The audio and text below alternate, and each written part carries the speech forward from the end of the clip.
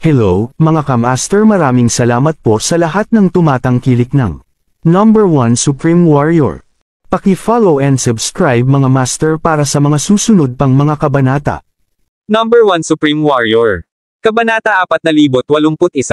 Hindi ba siya agad matuno ng tubig kung pumasok siya sa tubig ng kaguluhan?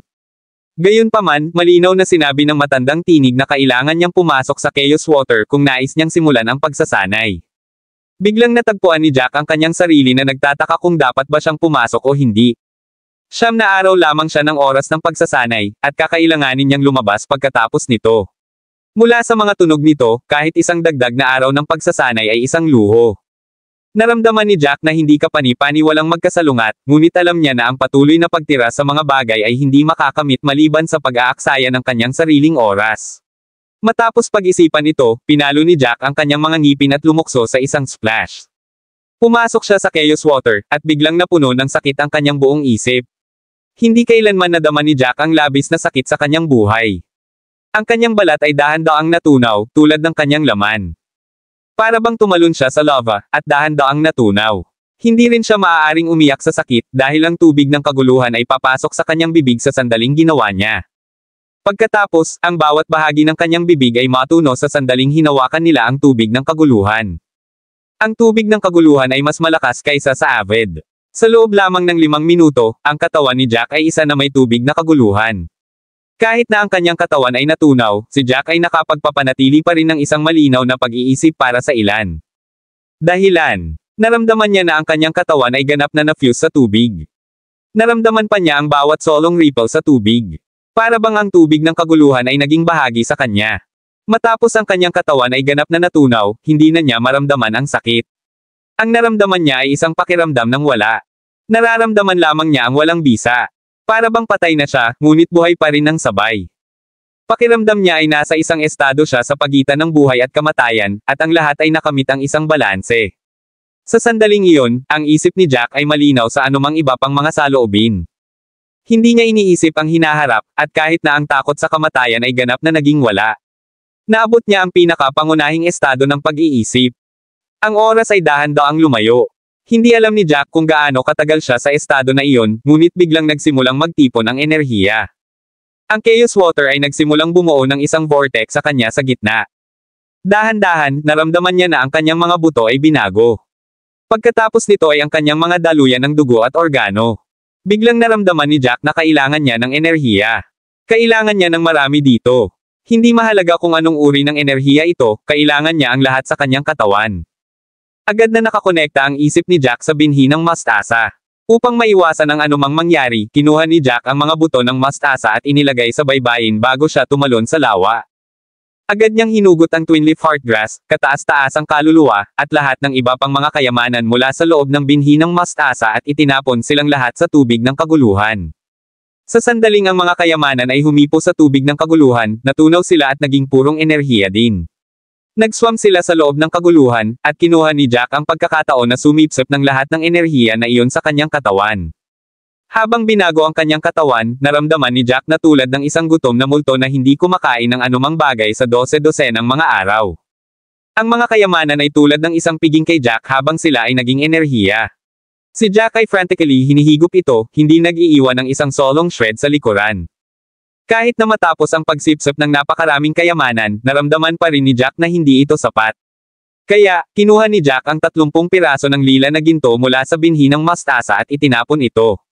Ang lilang ginto ay karaniwang isang purer form ng mga kristal ng espiritu sa unang lugar. Marami silang purong enerhiya sa loob. Sa sobrang lila na ginto na ibinubuhos sa loob, ang ilaw ng pilak ng tubig ng kaguluhan ay naging mas siksik. Nagsimula pa itong magbubble, na parang kumukulo. Ang lahat ng enerhiya na iyon ay natipon sa vortex. Kabanata 4082. Frantically nilamon ni Jack ang lahat ng enerhiya na iyon sa kanyang katawan tulad ng isang gutom na hayop habang itinatayo niya ang kanyang katawan. Nang buksan niya muli ang kanyang mga mata, ang kanyang katawan ay kasing ganda ng bago. Ang bawat solong cell at kalamnan sa kanyang katawan ay muling ipinanganak. Bigla niyang nais na sumigaw ng malakas. Para bang wala siyang limitasyong enerhiya sa loob ng kanyang katawan. Sa sandaling iyon, nais niyang labanan ang isang mahusay na labanan sa isang tao. Nais niyang magtagal ang labanan sa mga araw hanggang sa matapos na siya ay pagod. Tumalon siya mula sa tubig ng kaguluhan at bumalik sa baybayin. Itinapon ni Jack ang ilang mga suntok na may ilang interes, at ang bawat suntok ay tumawag ng isang alon ng enerhiya. Sa wakas ay naabot ko na ang pagiging perpekto. Sigaw ni Jack. Matagal na siyang gumagamit ng kaluluwa at naabot niya ang ikalawang yugto ilang oras na ang nakalilipas. Gayunpaman, mula pa nang gumawa siya ng tagumpay na iyon, siya ay natigil sa ikalawang yugto sa buong oras dahil sa kakulangan ng mga mapagkukunan. Sa pamamagitan ng kaguluhan ng tubig na muling pagtatayo ng kanyang katawan at sa kanya na sumisipsip ng labis na enerhiya, sa wakas ay naabot niya ang ikatlong yugto, na kung saan ay mastery. Nagsimula siyang bumuo ng mga seal gamit ang kanyang mga kamay, at ang mga seal ay nagsimulang mag-fuse sa hangin. Ang isang kulay abo na kedena ay birth mula sa mga seal na iyon. Ang kedena ay ang kapal ng mga braso ng isang sanggol at napuno ng madilim na pulang runes. Isang malabong kulay abo na ambon ang nakapaligid sa kedena. Sa pagtingin sa kedena, mukhang isang bagay na gagamitin ng isang Grim Reaper. Ang kedena ay may sariling pangalan, tinawag itong kedena ng kaluluwa. Hinawakan ni Jack ang chain at hinagupit ito. May isang smack, at ang mga ripples ay biglang nasa hangin. Kung ginamit niya ang kanyang pandama upang madama ito, makakaramdam siya ng isang hindi kapani-paniwalang mapanirang enerhiya ng kaluluwa na naiwan. Ang enerhiya ng kaluluwa ay hindi mapaniniwalaan o kapani-paniwala makapangyarihan at kahit na mabulok ang hangin. Si Jack ay hindi kapani-paniwalang nasa sabik habang hinailan niya ang kanyang kamay at ang kadena ng kaluluwa ay bumaling sa purong enerhiya, nawawala mula sa lugar. Nagawa lamang niyang ipasok ang unang lugar ng pagsasanay matapos na ibigay ito sa buong pagsisikap. Sa sandaling iyon, maliwanag na ang lahat ng kanyang pagsisikap ay nagkakahalaga. Samantala, si Lorraine ay nakaupo sa walang laman na puwang, tahimik na naghihintay na buksan ang pintuan ng bato. 2 araw na lang siyang nasa ikapitong lugar ng pagsasanay bago siya sinipa. Kahit na 2 araw lamang ito, marami siyang nakuha. Bago ito, nagawa lamang niyang isaalang-alang ang isang mas mataas na average na mandirigma.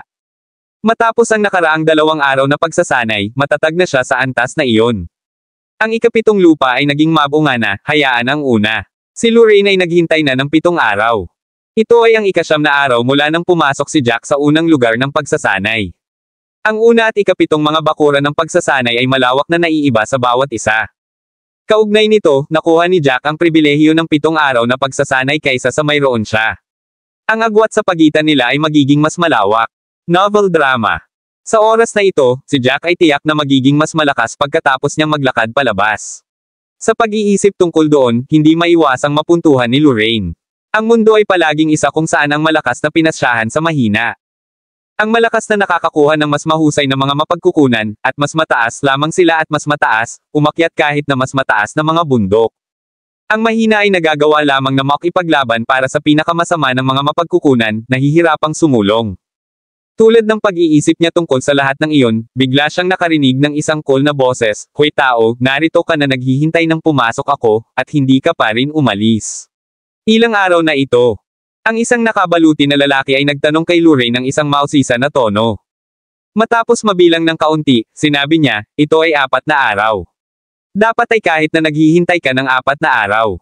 Sa tuktok ng iyon, nagmula ka sa ikapitong lugar ng pagsasanay, kaya kailangan mong gumugol ng hindi bababa sa 2 araw sa loob. Sa palagay ko dapat kang magtanong sa paligid. Ang iyong kapwa-alagad ay dapat na na-miss ka at magpatuloy sa unahan. Kung 6 na araw na ito, kahit na ang mga nasa ikatlong lugar ng pagsasanay ay lalabas na." Kabanata 4083. Ang nakabaluti na lalaki ay nakipag-chat kay Lorraine dahil wala na siyang ibang gawin bago pumasok sa ika-5 lugar ng pagsasanay. Matapos siyang lumabas, natigilan siya nang makita si Lorraine na naghihintay pa rin doon. Nagtaas ng kilay si Lorraine at tiningnan ang lalaki, "Hindi siya iiwan sa harap ko, ngunit dapat siyang lumabas ngayon." 9 na araw na. Binilang ni Lorraine ang mga araw sa kanyang puso at naramdaman na ito ay tungkol sa oras na lumabas si Jack. Ang mga labi ng nakabaluti na lalaki ay kulot nang marinig niya iyon, malinaw na hindi sumasang-ayon kay Jack.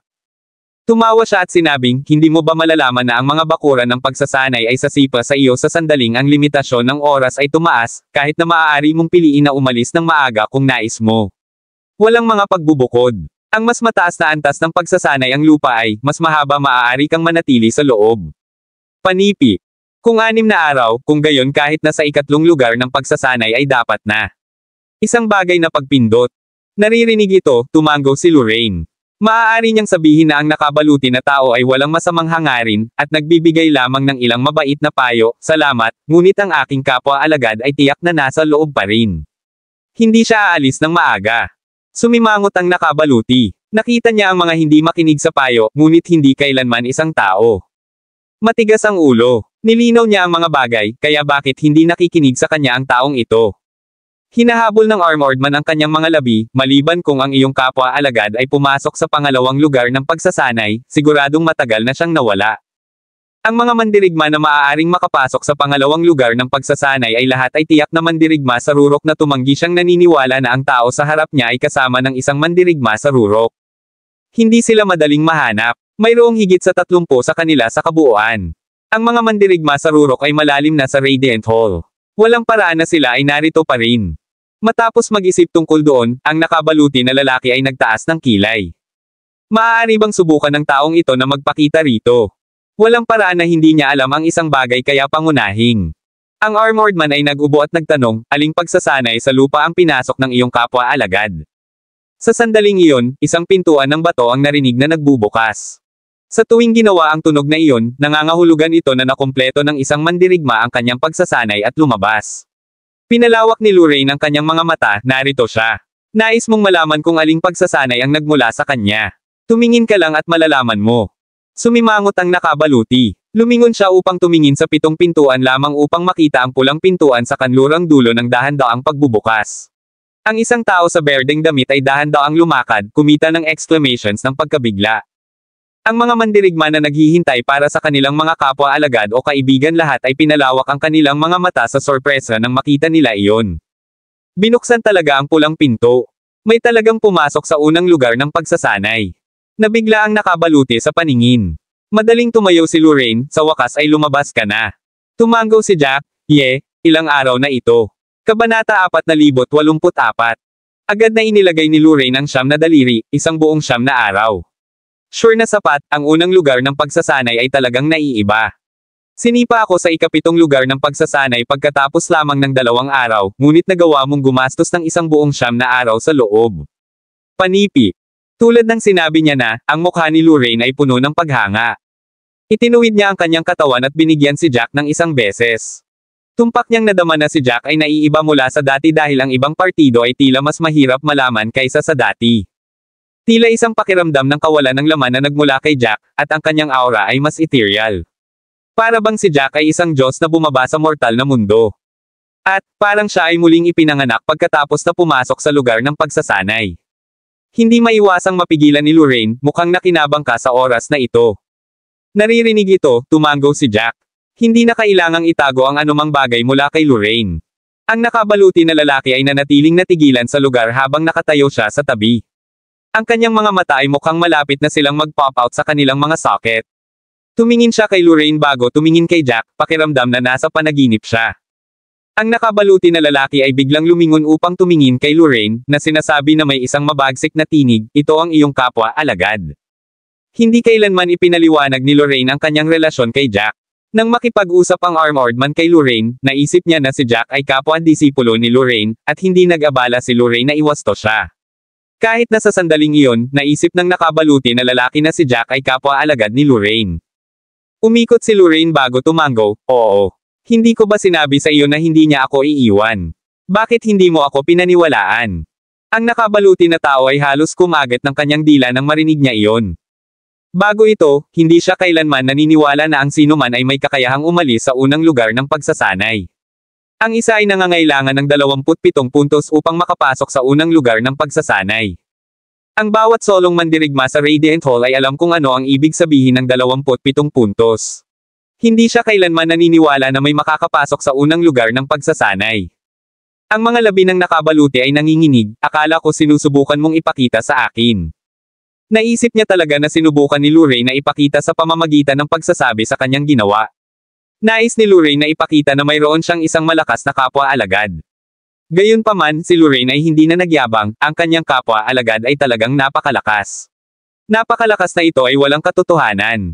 Ang taong iyon ay talagang isang mandirigma sa rurok, isa na lubos na nirerango. Ang nakabaluti na tao ay hindi pa nakakita ng isang mandirigma sa rurok mula pa nang pumasok siya sa mundo ng pag-iikot.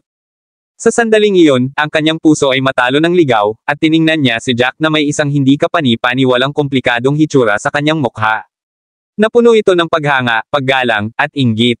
Ang kanyang paghinga ay nagsimulang mapabilis, at natagpuan niya ang kanyang sarili ng bigla sa pagkawala ng mga salita. Sinulyapan lang siya ni Jack. Ang patuloy na chatter ay nagsimulang inisin siya ng kaunti. Bumantong hininga siya habang sinabi niya, 9 na araw, tumagal ng maraming oras. Tumanggo siya ng bahagya bago siya sumenyas kay Lorraine.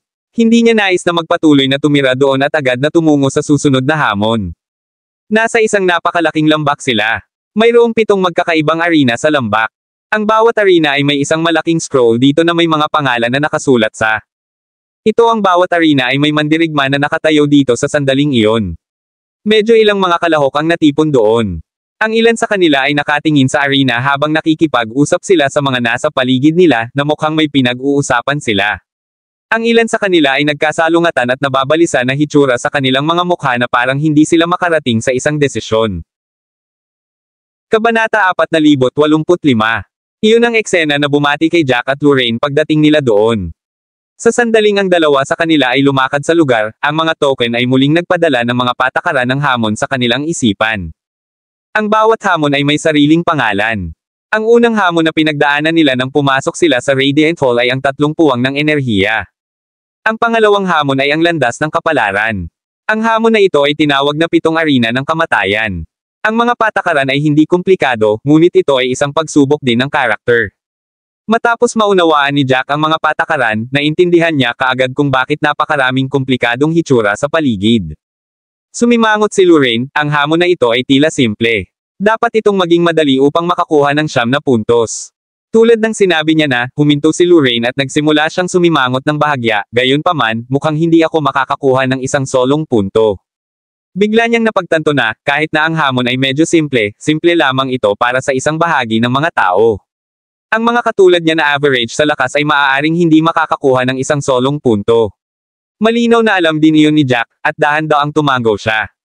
Sa oras na ito, ang hamon ay hindi lamang sumubok sa pagkatao ng isang tao ngunit hindi pala kaibigan sa mga regular na mandirigma. Kahit na si Lorraine ay maaaring magtapos sa paglalakad ng walang isang punto, hayaan ang mga mas mahina kaysa sa kanya. Sa katotohanan, si Lorraine ay hindi mahina. Sa wakas maaari siyang isaalang-alang sa itaas ng average, ngunit kahit na sa pagitan ng mga nasa itaas na average na mandirigma, nagkaroon ng malaking pagkakaiba. Ang Lorraine ay maaari lamang isaalang-alang na nasa ilalim ng mga nasa itaas na average na mandirigma. Ang mga patakaran ng hamon ay simple. Ang mga kalahok na natipon ay nahati sa 2 uri. Ang una ay ang tumanggap ng mga mapaghamon sa arena, habang ang pangalawa ay ang mga mapaghamon sa ilalim. Upang mangalap ng 9 na puntos, ang isa ay kailangang maging tatanggap ng mga hamon at tumayo sa arena. Ang mga mapaghamon na nasa ilalim ay maaaring hamonin ang mga tatanggap sa anumang oras. Kailangang tanggapin ng mga tatanggap ang anumang mga hamon na itinuro sa kanila. Hanggat ang mga tatanggap ay maaaring manatili sa entablado para sa isang buong 24 na oras nang hindi nawawala, makakakuha sila ng 9 na puntos. Upang maiwasan ang sinuman na manipulahin ang mga patakaran sa kanilang kalamangan, ang mga mapaghamon ay makakakuha ng 5 puntos kung nanalo sila ng anumang mga hamon, ngunit kung nawala sila, 5 puntos ang kukuha sa kanila. Sa tuwing nanalo ang isang tatanggap, bibigyan sila ng 1 punto. Matapos gawin ang isang tatanggap sa isang labanan, bibigyan sila ng 2 oras upang magpahinga at mabawi, pinipigilan ang isang tao na mabaha sa mga hamon. Ang mga patakaran na iyon sa lugar ay nakatulong upang maiwasan ang sinumang maglalaro ng system sa mga taong kilala nila, sinasadyang mawala sa mga tatanggap o kung hindi man. Nagtaas ng kilay si Lorraine tulad ng sinabi niya sa kaguluhan, ang mga patakarang ito ay medyo cool. Ito ay tulad ng isang pagsubok ng iyong pagkatao at ang mga pagpipilian na iyong ginagawa. Sa sandaling nagsisimula ang hamon, kahit gaano pa ang labanan, ang mga tatanggap ay maaaring pumatay sa mga mapaghamon. Panipi. Gayunpaman, ang mga mapaghamon ay hindi maaaring patayin ang mga tatanggap, at hindi makitungo sa anumang mabibigat na pinsala na hindi mababawi mula sa. Kaya, ang mga mandirigma na natipon doon ay marahil ay mag-iisip tungkol sa pagiging isang tatanggap hanggat sila ay sapat na bihasa. Panipi. Pagkatapos ng lahat, sa bawat oras na ang isang hamon ay inisyo, ang mga mapaghamon ay hindi maaaring patayin ang mga tatanggap, ngunit hindi kung hindi man. Kaya, kahit na ang isang tatanggap ay kailangang dumaan sa maraming laban, makakakuha sila ng 9 na puntos hanggat habang pinamamahalaan nila upang hawakan at hindi mawala. Panipi. Kahit na natalo sila, panatilihin pa rin nila ang kanilang buhay. Gayunpaman, ang mga patakaran para sa pagiging isang tatanggap ay naiiba. Kahit na hindi nila kailangang dumaan ang mga kalaban. Kabanata 4086. Ang mga patakaran ay malinaw para makita ng lahat. Tulad ng dati, ang pagpili ay lahat sa mga kalahok mismo.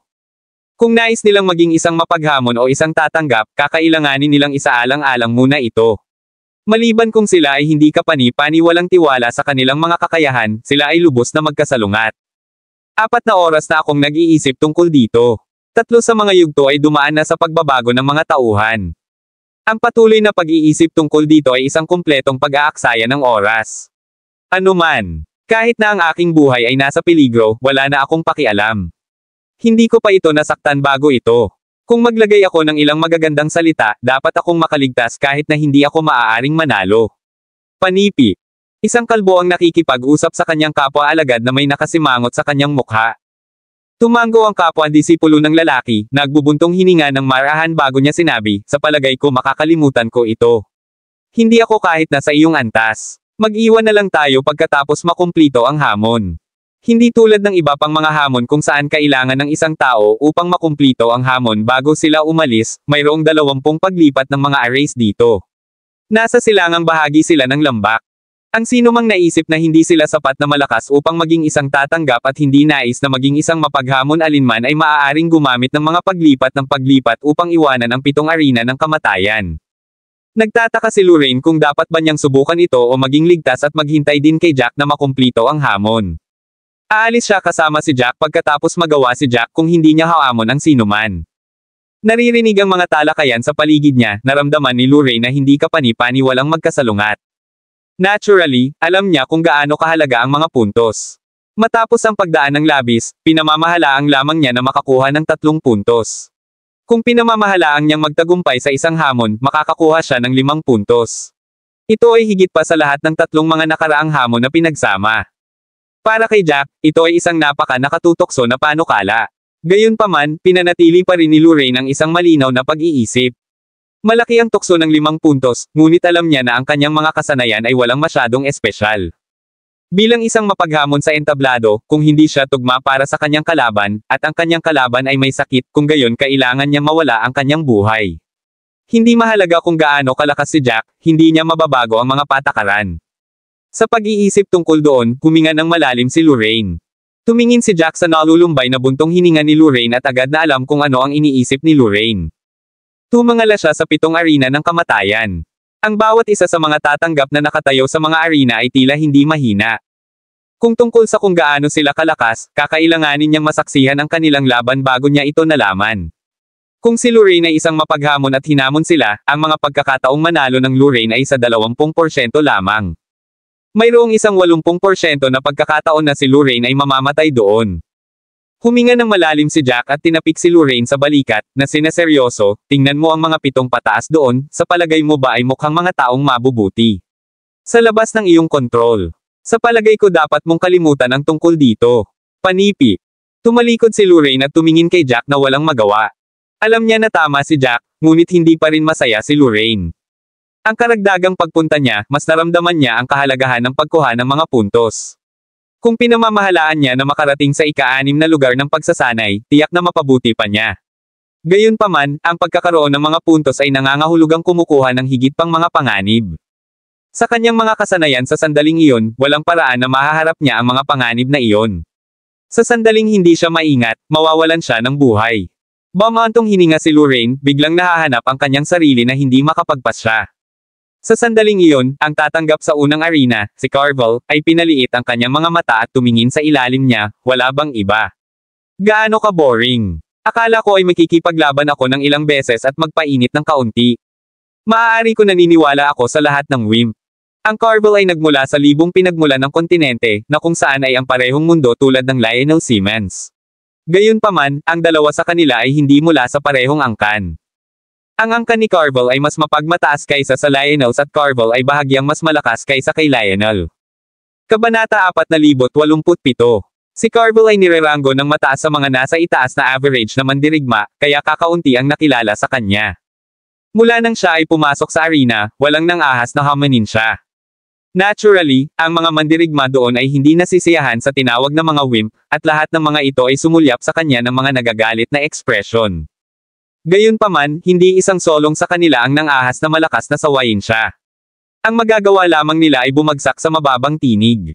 Kung mas ginawa nila ito, mas tumingin sa kanila ang Carvel. Sapat na, sila ay isang bangkos ng mga wimp. Kahit na matapos na ininsulto sila ni Carvel, ang magagawa lamang nila ay bumagsak sa kanilang sarili, kahit na walang katapangan na magsalita. Nagtaas ng kilay si Bane at tumingin sa Carvel. 2 hakbang na lang siyang sumulong at may sasabihin pa sa isang tao kapag may ibang pagkakataon. Ang isang tao sa mga itim na damit ay sumigaw ng malakas, Carvel. Huwag maging mapagmataas. Maraming mga mandirigma na mas malakas kaysa sa iyo sa mundong ito. Ito ay lamang na ang karamihan sa mga mas malakas na mandirigma ay nakumpleto na ang 7 arena ng kamatayan, at mayroon mas malalim sa Radiant Hall. Panipi. Tama ang lalaking iyon. Karamihan sa mga mas malakas na mandirigma ay naiwan na ang 7 arena ng kamatayan sa sandaling iyon. Ang mga mandirigma na nasa paligid pa rin ay may iba pang mga layunin. Nais nilang makaipon ng higit pang mga puntos habang lumipas ang oras. Naghihintay sila para sa lahat ng mas malakas na mandirigma na umalis bago sila gumawa ng anuman. Kung ito ay bilang isang tatanggap o bilang isang mapaghamon, ang mga pagkakataong makakuha ng mga puntos ay mas malaki kaysa sa dati. Gayunpaman, maraming mga kalahok ang hindi nais na mag-aaksaya ng kanilang oras doon.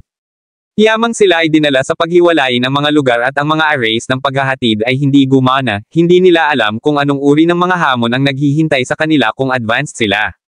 Posible na ang mga hamon na sumusulong ay mas simple, o magkakaroon sila ng iba pang mga benepisyo kung maaga silang pumasok. Ang tao sa itim na damit na nagsalita ng mas maaga ay hindi nagustuhan ng Carvel. Pinisil niya ang karamihan ng tao at dahan daw ang lumakad papunta sa arena, sa totoo lang, katulad ka ng iba. Naglakad ka lamang sa arena at naging isang tatanggap pagkatapos maghintay ng matagal. Ito ay dahil lamang sa paghintay ka ng matagal, at ang mas malakas na mandirigma ay umalis na sa lugar na ito. Wala nang isang banta sa iyo ngayon, kaya't kumikilos ka ng napakapangit. Sa kasamaang palad, gumawa ka ng isang maling pagkakamali. Matapos niyang sabihin iyon, ang kanyang mga paa ay pumasok sa arena. Sa sandaling ang mapaghamon ay pumasok sa arena, nangangahulugan ito na naglabas siya ng isang hamon sa tatanggap. Biglang lumitaw ang isang screen sa paligid ng arena, na nakapaligid sa buong bagay. Ito ay isang protection na hadlang na magkakalat lamang kapag natapos na ang labanan. Sa scroll na lumulutang sa hangin, ang pangalang Anders ay lumitaw sa ilalim ng Carvels. Tumingin si Anders kay Carvel gamit ang kanyang ulo na gaganapin mataas. Pinaikit ni Carvel ang kanyang mga mata, hindi pinapansin ang naunang hamon ni Anders. Sinuri niya si Anders at nahulaan na si Anders ay marahil sa paligid ng kanyang antas. Ang tao ay marahil ay lubos na nirerango sa mga nasa itaas na average na mandirigma. Naghahanap ka lang ng mamatay. Malamig na sinabi ni Carvel. Si Anders ay ganap na hindi mapag-aalinlangan, pinaplano kung maging isang tatanggap at nakatayo sa entable isang aralin. Panipi. Sumimangot si Carvel. Ang taong iyon ay nanunuya sa kanya dahil sa pagpapakita. Bigla, nadama ni Carvel ang kanyang sarili na nasusunog ng galit. Nagkaroon ng isang nakamamatay na hangin sa pagitan nilang dalawa. Tila hindi titigil ang labanan na ito hanggang sa may patay na. Kabanata 4088. May nakakaalam ba sa taong ito ni Anders? Hindi ko pa naririnig ang kanyang pangalan dati. Gaano siya kalakas? Saang mundo siya nagmula? Kabilang sa mga manunood, may nagsimulang magtanong tungkol sa mga kasanayan at background ni Anders. Si Anders ay isang mataas na ranggo sa itaas average na mandirigma, walang paraan na siya ay isang hindi kilalang tao. Ang isa pa ay mabilis na nagtustos ng isang sagot, alam ko kung sino siya. Sa palagay ko siya ay mula sa Holy Peak Continent. Siya ay nirerango ng mataas sa itaas na average na mandirigma. Sa palagay ko ang kanyang mga kasanayan ay nasa paligid ng antas ng Carvel. Ang dalawa sa kanila ay nagsalita ng may kumpiyansa, ngunit sa palagay ko si Anders ay may higit na pananalig sa kanyang sarili. Alam niya kung gaano kalakas ang Carvel, ngunit nang ahas pa rin siyang mag-isyo ng hamon. Mukhang lubos siyang tiwala sa kanyang sarili. Inaasahan ko na si Anders ay maaaring manalo. Kahit na hindi niya mapapatay si Carvel, hindi bababa sa magturo sa Carvel ng isang aralin na hindi niya malilimutan. Inaasahan kong binigyan ni Anders si Carvel ng isang mabisyo na sampal sa mukha. Ang sinabi ni Carvel kanina ay nagalit sa maraming mga kalahok. Medyo ilan sa kanila ang nagpapasaya kay Anders. Ang dalawa sa kanila ay tila handa na, at ang kumpiyansa ay isinulat sa lahat ng kanilang mga mukha. Tiningnan nila ang kanilang mga kalaban na parang nagawa na ang kanilang mga kalaban. Malinaw na ang dalawa sa kanila ay hindi kapani-pani walang tiwala sa kanilang sarili, at na sila ay lubusang nagagalit sa kabilang panig. Ang labanan ay magiging matindi. Ang dalawa sa kanila ay praktikal na sinimulan ang kanilang mga pag-atake ng sabay. Nagsimula silang mabilis na bumuo ng mga seal gamit ang kanilang mga kamay, at hindi mabilang na mga seal na sumayaw sa hangin, na gumagawa para sa isang nahihilo na paningin. Ang mga seal mula sa Carvel ay maraming kulay at mukhang namumulaklak na mga bulaklak. Ang mga seal na iyon ay nabuo ng isang maliit na vortex sa hangin, at ang mga bagyo ay biglang nagsimulang tumaas mula sa lupa. Bigla, ang arena na ginawa gamit ang mga espesyal na bato ay may isang layer ng berde sa kanila. Ang mga tunog ng pag-crack ay maaaring marinig, at pagkatapos nito, ang mga halaman ay nagsimulang mabilis na lumaki sa entablado, biglang sumasakop sa kalahati ng arena. Lahat ng mga bulaklak ay maganda ang lahat, at si Carvel ay mukhang nakatayo siya sa isang hardin. Ito ang mas mababang panghuli na pamamaraan ng ranggo ng Diyos, masaganang buhay. Talagang pinamamahalaan niya ito sa ikalawang yugto. Posible na nakarating siya sa ikatlong yugto. Ang isang taong nakakaalam ng pamamaraan ay nagsabi sa madla. Nang marinig ni Jack ang pangalan, hindi niya maiwasang magtaas ng kilay. Buhay na buhay. Ang pangalan ay tunog medyo nakamamanghang, ngunit ang Carvel ay hindi mukhang akma para sa isang pamamaraan na may pangalang iyon. Itinaas ni Carvel ang kanyang kamay, at ang hindi mabilang na mga petals ay biglang nagsimulang lumipad sa hangin. Ang mga makukulay na petals ay tila sumasalamin sa bawat isa sa hangin at nagsimulang dumaloy sa paligid niya.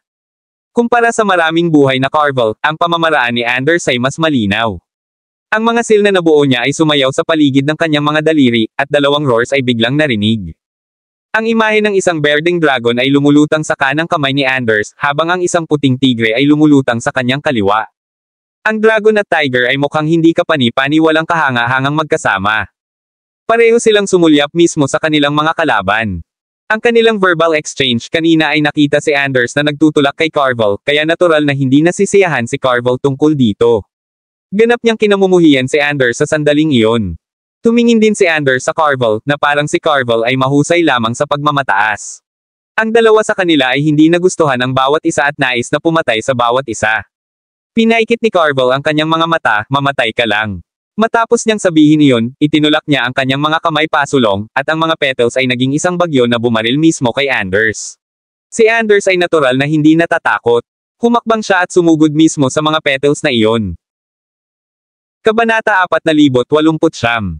Sa isang flash lamang, nakilala ni Anders ang bagyo ng mga petals. Hindi niya rin naisip ito bago siya sumuntok, na nagdulot ng isang malakas na boom. Ang isang butas ay pinasabog sa bagyo, at ang isang bahagi ng mga petals ay tinatangay ng hangin, na bumagsak mismo sa lupa.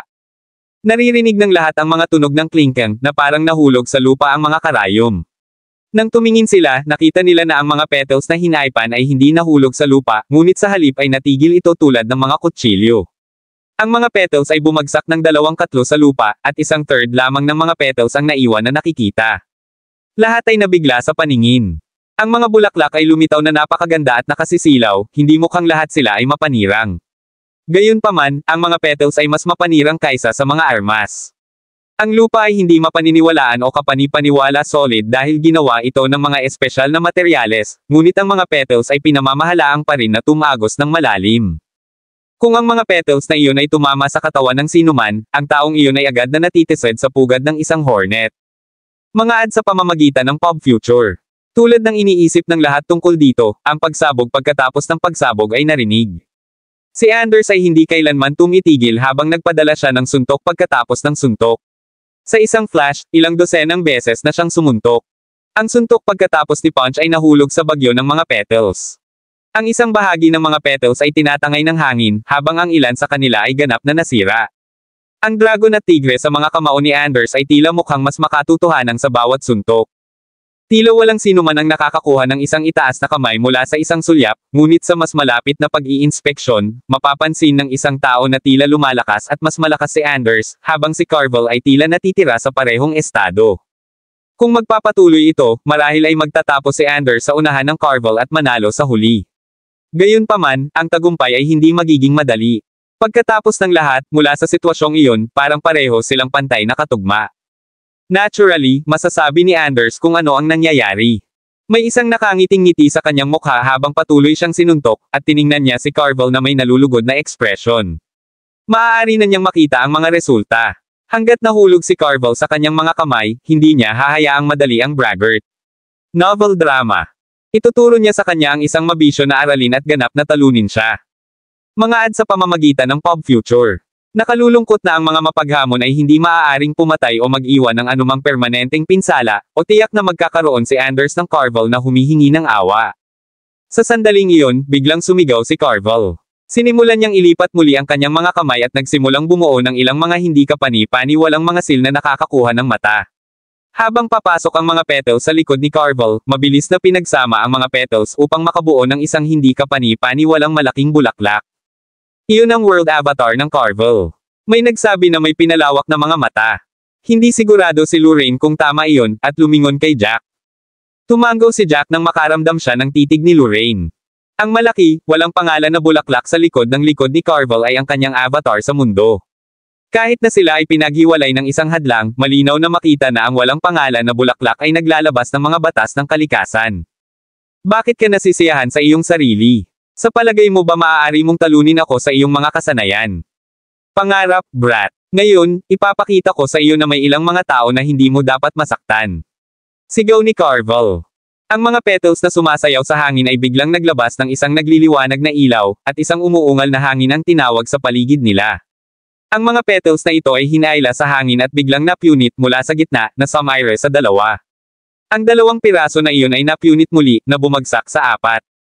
Matapos ang lahat ng mga petals ay napunit, tila mas malakas ang mga ito. Mabilis na sinimulan ni Carvel na bumuo muli ng mga sil, at ang mga petals ay nagtipon ng magkasama bago magmadali sa Anders. Sumimangot si Anders at nagsimulang maramdaman ang presyon. Kabanata 4,900.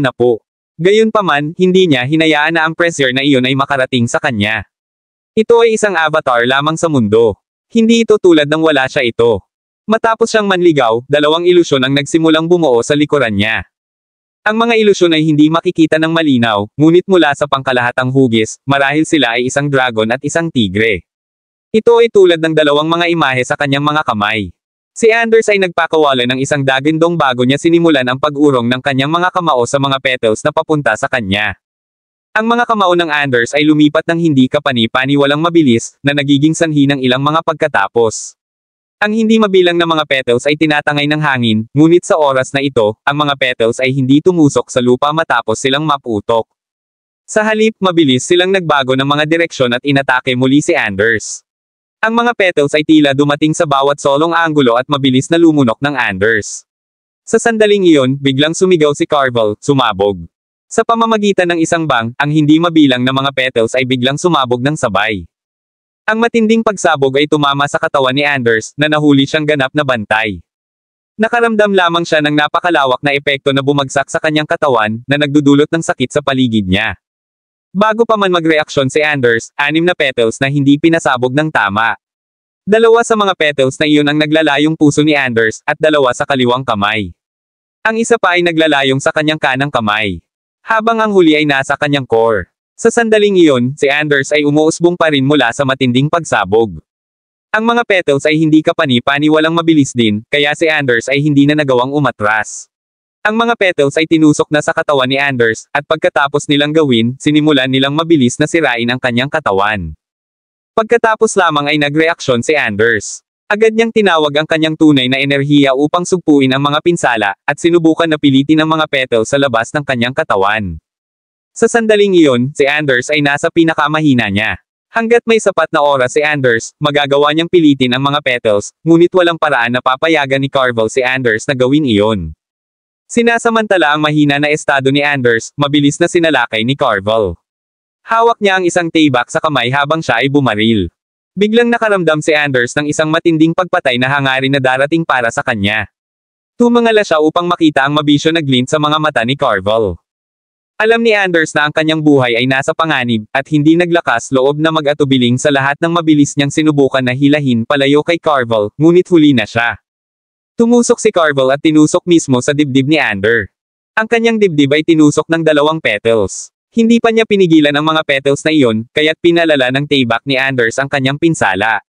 Ang sakit ay halos naging dahilan upang mawala sa kanya ang kanyang mga iniisip. Para sa kapakanan ng kanyang buhay, marahas na tinitigan ni Anders ang dulo ng kanyang dila, at agad na napuno ng dugo ang kanyang bibig. Ginising siya ng sakit, at itinulak ni Anders ang higit pang lakas sa kanyang mga binti habang siya ay frantically retreated. Sa wakas ay pinamamahalaang niya na hilahin ang layo mula sa Carvel kasama ang huling ditch na pakikibaka. Gayunpaman, si Anders ay labis na nasugatan sa sandaling iyon. Ang mga petals na iyon ay hindi kapani-paniwalang kakaiba. Matapos silang pumasok sa kanyang katawan, patuloy silang pinakawalan ng marahas na enerhiya sa kanyang katawan. Napilitan siyang gamitin ang karamihan sa kanyang tunay na enerhiya upang sugpuin ang mga ito. Gayunpaman, sa sandaling iyon, si Carvel ay ganap na hindi nasugatan. Imposible na para sa kanya na harapin ang Carvel. Kahit na si Anders ay humila, tumanggi si Carvel na bigyan si Anders ng anumang pag-asa na mabuhay, at patuloy na hinabol siya. Si Carvel ay hindi mabagal, at ang katawan ni Anders ay nasa isang kakilakilabot na estado sa sandaling iyon. Sa loob lamang ng ilang segundo, nahuli ni Carvel si Anders. Kabanata 4091. May isang bang na tunog tulad ng isang lobo na napop. Pagkatapos nito, ang sigaw ni Anders ng paghihirap ay bumagsak sa buong lugar. Natigilan ng lahat ng marinig ang sigaw ng paghihirap. Sa isang welga na iyon, si Carvel ay lumpo kay Anders. Si Anders ay naging isang ganap na walang kapangyarihan na pangkaraniwan. Bukod dito, hindi lamang ang kanyang buong katawan ay nasugatan mula sa pagsabog, ang kanyang mga braso at dibdib ay tinusok ng mga petals. Wala na siyang pagkakataon na iikot ang mga bagay. Medyo ilang mga tao ang medyo natigilan nang makita nila ang nangyari. Malaki ang nawala sa kanya. Malinaw na tinalo ni Anders si Carvel, paano biglang nawala si Anders? Itinaas ni Jack ang isang kilay habang mahinahon niyang sinabi, hindi mas malakas si Carvel kaysa kay Anders, na si Anders ay masyadong walang karanasan sa labanan. Ang mga makukulay na petals ay tiyak na naipon ang enerhiya bago sila sumabog. Hindi lamang nila kailangan upang makaipon ng enerhiya, ngunit ang kanilang enerhiya ay magiging napakamagulong din. Ang mga nakaranas na mandirigma ay agad na mahayla kapag nadama nila ang enerhiya na nagiging magulong.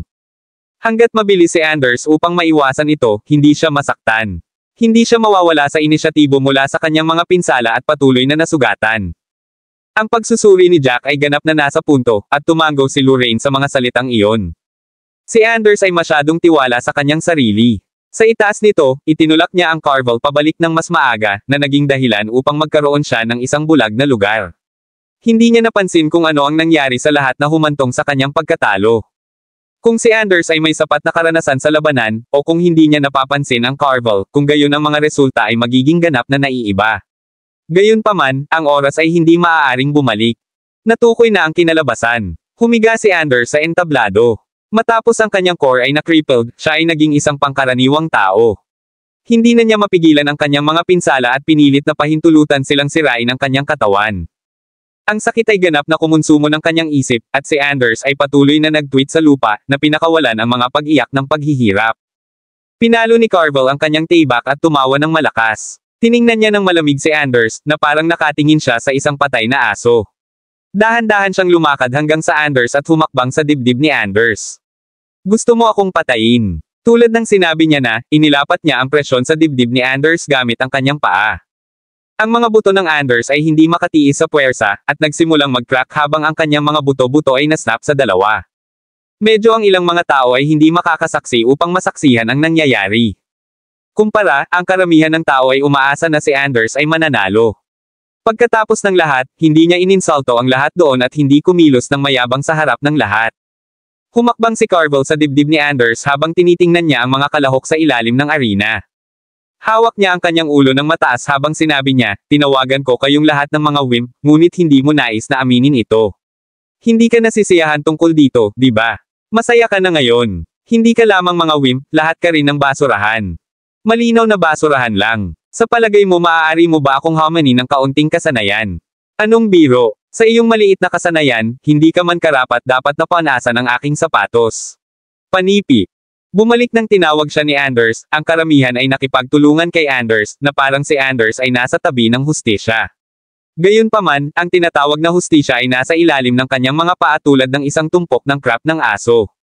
Ang mga bumpkins na nakatira sa mga sewers ay hindi na maaaring gumamit ng Anders upang magsalita laban sa kanya. Siya ay nagsasalita ng katotohanan, ngunit tumanggi silang aminin ito. Itinaas ni Carvel ang kanyang daliri at itinuro ang mga kalahok sa ilalim ng arena. Paano ka naglakas loob ng mga piraso ng basurahan, subukan at hominin kami? Sino ang nagbigay sa iyo ng mga guts na gawin iyon? Ang mga taong katulad mo ay dapat na manirahan lamang sa mga swamp kung saan ka kabilang. Kabanata 4,072. Ang mas maraming Carvel ay nagsalita, mas nasasabik ang nakuha niya. Talagang tinitingnan niya ang mga regular na mandirigma at sino mang hindi kasing lakas. Ang mga taong iyon ay hindi karapat dapat na tumayo sa parehong arena tulad niya at hindi karapat dapat na hominin siya. Kung hamon mo ako, nangangahulugan ito na nagdududa ka sa aking mga kasanayan. Sa palagay mo ay karapat dapat kang gawin iyon. Sino sa palagay mo ang ikaw? Malinaw niyang tandaan kung paano hinikayat at pinasaya ng lahat si Anders. Tiningnan nila si Anders gamit ang kanilang mga mata na puno ng pag-asa. Ang mga taong iyon ay inaasahan ang mga Anders na nanalo ng labis. Nais nilang makita siya sa lupa, natalo. Medyo ilang tao ang hindi na makukuha. Ang mas maraming Carvel ay nagsalita, mas tumawid siya sa linya. Siya ay praktikal na itinuturo sa lahat ng mga ito mismo sa mukha at pagmumura sa kanila. Carvel, medyo mas malakas ka kaysa sa amin. Maraming mga mandirigma na mas malakas kaysa sa iyo. Ano ang nalulugod mo tungkol sa? Lahat ng ginawa mo ay nanalo ng isang labanan. Mayroon pa ring maraming mga hamon pagkatapos nito. Sigurado ka bang makakaya mong manalo ang bawat isa? Tinawag mo kaming basurahan, ngunit sa mga mata ng malakas, ikaw ang basurahan. Hindi ka mas mahusay, kaya bakit ka nakatingin sa iba? Panipi. Tama iyon. Kung kaya mo, dapat mong ipakita sa harap ng malakas. Bakit ka gumagawa ng kaguluhan sa harap namin? Nag-sneer si Carvel bago niya itinaas ang kanyang tinig at sumigaw ng malakas, iyon mismo ang nais kong gawin. Nais kong ipakita sa harap ng inyong lahat dahil mas malakas ako kaysa sa inyong lahat. May karapatan akong gawin ito. Maaari akong sampain sa iyo subalit gusto ko dahil mas malakas ako kaysa sa iyo. Ano ang punto ng pag-iyak tungkol dito sa ibaba? Kung sa palagay mo ay mali ka, pagkatapos ay bumangon ka at hominin ako. Lumaban tayo, pagkatapos ay makikita natin ano ka. Kailangang sabihin. Panipi. Iyon ay naging sanhi ng mga argumento laban kay Carvel na tumahimik ng maraming. Hindi mahalaga kung gaano sila lohikal, walang paraan upang patunayan ang sinabi niya. Nagpatuloy si Carvel, mabuti kung hindi ka nasisiyahan sa sinabi ko, lumapit ka lang dito at labanan mo ako. Siguraduhin na isusumit ko sa iyo pagkatapos sasabihin ko na tama ka. Kung hindi mo magagawa iyon, pagkatapos ay shut up lang. Ang kanyang tono ay hindi kapani-pani walang tiwala, at ipinakita nito na hindi siya budge. Ang sino mang nais tumanggi sa kanya ay kailangang talunin muna siya. Pagkatapos, walang masasabi. Hindi mahalaga kung gaano sila nagagalit, kailangan nilang aminin na ang mga kasanayan sa Carvel ay mas mahusay kaysa sa kanilang lahat. Napakalakas niya. Kabilang sa mga nasa itaas na average na mandirigma, marahil siya ay nasa nangungunang 10. Tiningnan ni Carvel ang mga kalahok sa ilalim niya, at iba't ibang emosyon ang ipinakita sa kanilang mga mukha. May mga hitsura ng pag-aatubili, galit, at pagkabigo. Gayunpaman, gaano man galit o puno ng puot sila, wala silang magagawa sa kanya. Hindi sila naglakas loob na sumulong upang hominin siya. Bigla, naramdaman ni Carvel na masaya sa kanyang sarili. Hindi mahalaga kung gaano nagagalit ang mga piraso ng basurahan, napilitan silang tiyan. Wala silang magawa sa kanya. Sa sandaling iyon, nangyari siya sa isang pares ng hindi kapani-pani walang kalmado na mga mata. Ang mga mata na iyon ay kabilang sa isang taong may suot na berdeng damit. Ang lalaki ay nakatayo sa karamihan ng tao at tahimik na pinagmamasdan siya. Ang tao ay hindi nagpakita ng labis na damdamin, at ang kanyang mga mata ay ganap na walang emosyon. Para bang wala nang nagawa si Carvel ngayon. Ang katotohanan na si Carvel ay nanalo ay hindi naging dahilan ng galit sa lalaki. Para bang si Carvel ay hangin lang. Ang kalmadong pares ng mga mata ay nakatayo sa gitna ng dagat ng galit. Nakikita ito, sumimangot si Carvel. Hindi niya alam kung bakit, ngunit naramdaman niya na ang taong iyon ay nakatingin sa kanya. Para bang wala siya sa mga mata ng taong iyon. Ang pakiramdam na iyon ay nagalit sa kanya. Sino ang iniisip ng taong iyon na titingnan siya ng ganitong pagpapahayag? Napuno ito ng disdain at nonchalance. Para bang wala siyang halaga. Nakaramdam ito ng kakilakilabot sa kanya. Bigla niyang itinuro si Jack sa karamihan, ikaw. Anong uri ng pagpapahayag iyon? Ano? Nakatingin ka ba sa akin? Kabanata 4,073. Itinaas ni Jack ang isang kilay habang nakatingin siya sa Carvel. Maraming mga tao doon, ngunit itinuro mismo ni Carvel sa kanya. Kahit na siya ay nakaposisyon sa harap, hindi ito tulad ng nag-iisa siya doon. Sa pagtingin sa ekspresyon ni Carvel, ang ibang partido ay hindi rin siya kinikilala, kaya't si Jack ay biglang medyo hindi nagsalita. Naisip ni Jack na maliligtas siya mula sa maraming problema kung tumayo siya doon ng tahimik at walang sinabi. Gayunpaman, kahit na wala siyang ginawa, may dumating na maghanap ng problema. Kahit si Lorraine ay nagulat. Bingi ka ba? May hinihiling ako sa iyo. Naririnig mo ba ako? May mali ba sa iyong ulo, o nais mong hamanin ako? Tumawa si Carvel habang sinabi niya. Kinutya ni Jack. Tulad ng iba pa, hindi niya gusto si Carvel. Inisip ng taong iyon na magagawa niya ang anumang nais niya dahil lamang sa siya ay may kaunting kasanayan. Sa katotohanan, hindi pa siya nanalo ng naunang labanan na talagang mapagpasyahan. Nawala lamang si Anders dahil kulang siya ng karanasan at dahil minamaliit niya ang kanyang kalaban. Hindi ito nakikita ng iba, ngunit malinaw na nakita ito ni Jack. Hindi niya nais na mag-abala sa Carvel, ngunit walang paraan na hahayaan ni Jack si Carvel kung nais ni Carvel na magdulot sa kanya ng problema. Mataas ang ulo ni Jack, kahit na sa palagay ko ay may mali sa iyong ulo, kailangan kong aminin na ang iyong utak ay gumagana pa rin. Nahulaan mo ito ng tama, pinaplano kong hamanin ka batay sa mga patakaran. May isa pang hangarin sa mga salita ni Jack. Hindi niya nais na hamanin ng direkta si Carvel ngunit ginawa lamang ito batay sa mga patakaran. Pagkatapos ng lahat, ang mga mandirigma ay nahati sa dalawang uri. Ang mga tatanggap at ang mga mapaghamon. Nagawa lamang niyang hamanin si Carvel bilang isang mapaghamon. Gayunpaman, sa mga mata ni Jack, ang pakikipaglaban sa Carvel ay walang hamon. Hindi inaasahan ni Carvel na sumang-ayon ang lalaki sa kanya, ngunit lumiliko ang tao na talagang nais na hamanin siya. Sigurado siyang may ilang mga bayag. Alinman, o sinusubukan lang niyang mag-bluff. Pagkatapos ng lahat, ang isang hamon na kailangan sa magkabilang panig upang maging sa arena. Maaaring sabihin ng tao ang nais niya hanggat hindi siya lumakad sa arena pagkatapos ay hindi papayagan si Carvel na bumaba at harapin ang lalaki. Maliban sa mga arena, ang buong lugar ay isang pinigilan na lugar. Pinaikit ni Carvel ang kanyang mga mata habang sinusukat niya si Jack. Kinutya niya at sinabing, Brat, hindi mo ba nakita kung ano ang nangyari kay Anders? Sa palagay mo ba mas malakas ka kaysa sa Anders? Umiling-iling si Jack, sigurado kang mahilig makipag-usap na walang kaparerekon. Dapat mong gamitin ang oras na ito upang mabawi. Pagkatapos ng isang labanan, mayroon kang 2 oras upang magpahinga. Hindi mo maaaring mag-aaksaya lamang ng 2 oras. Kung hindi man, huli na upang magsisisi kahit ano. Panipi. Natigilan si Carvel na marinig iyon, at nagtaka kung mayroon siyang mga bagay na misheard. Ano ang sinabi ng lalaking iyon? Nais ng taong iyon na magmadali siya at mabawi, baka ikinalulungkot niya ito. Ang taong iyon ay mas mayabang kaysa kay Anders. Para bang siya ay isang mandirigma sa rurok. Nang marinig ng iba si Jack, lahat ay lumingon upang tumingin kay Jack na may mga nagtanong. Mayroong kahit na iilan na naisip na may mali sa ulo ni Jack. Matapos nilang obserbahan si Jack, ipinapalagay nila na si Jack ay nasa pagitan ng antas ng isang regular na mandirigma at isang mas mataas na average na mandirigma. Siyempre, iyon ay isang paunang pagsusuri lamang. Kung si Jack ay mas malakas kaysa sa lahat at sadyang itinago ang kanyang mga kasanayan, pagkatapos ay gumawa sila ng maling paghuhusga. Kabanata 4094. Tumingin si Jack kay Carvel at may biglaang pag-iisip sa kanyang isipan. Ang kanyang mga labi ay nakakulong sa isang sneer tulad ng sinabi niya ng malamig, kapag nawala ang mga masters, lumabas ang mga lingkod upang maglaro. Nagpapakita ka lang sa harap ng lahat dahil sa palagay mo walang maaaring talunin ka. Ang iyong mga maliit na kilos ay ang ganitong biro. Nakita ko ang mga walang kahihiyan, ngunit ito ang unang pagkakataon na nakakita ako ng isang tao na walang kahihiyan sa iyo. Panipi. Si Lorraine ay katabi ni Jack, at tiningnan niya si Jack na may kakaibang ekspresyon. Hindi gusto ni Jack ang pag-aaksaya ng oras sa pakikipag-usap sa iba ng normal. Maliban kung siya ay lubusang nagagalit, karaniwang sasabihin niya ng kaunti hanggat maaari. Galit na galit si Carvel sa kanyang mga labi ay nagsimulang manginig. Siya ay praktikal na naiinis sa puntong iyon. Pinapikit niya ang kanyang mga ngipin, Brat. Naghahanap ka lang na mamatay ngayon. Alam mo ba ang mga kahihinatnan ng pagkakasala sa akin? Matapos niyang sabihin iyon, siya ay muling naselyohang, at ang pag-iyak ni Anders ay narinig habang ang isa pang rib na nasnap.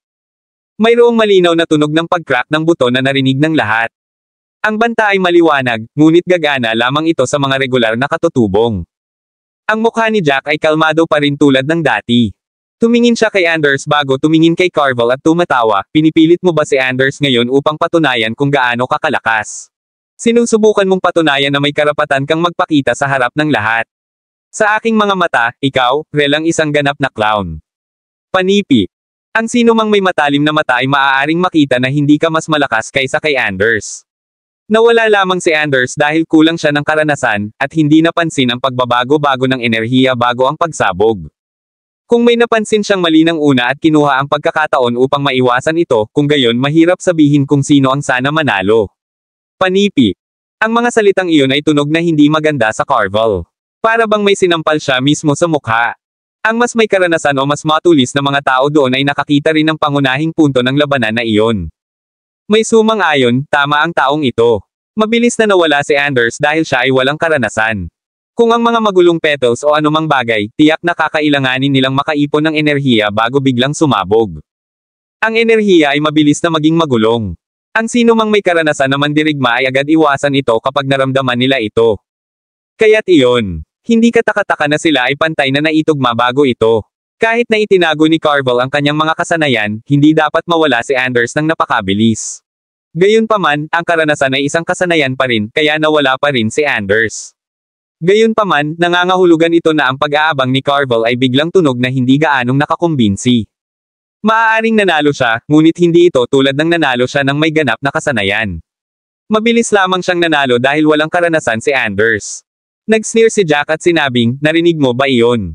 Maraming nakikita ito. Ang mas kumikilos ka tulad ng nasisiyahan ka sa iyong sarili, mas mukhang isang clown ka.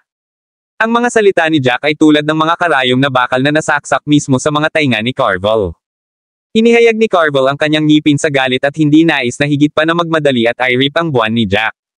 Ang taong iyon ay talagang tumitawid sa linya sa pamamagitan ng pagtawag sa kanya ng isang clown.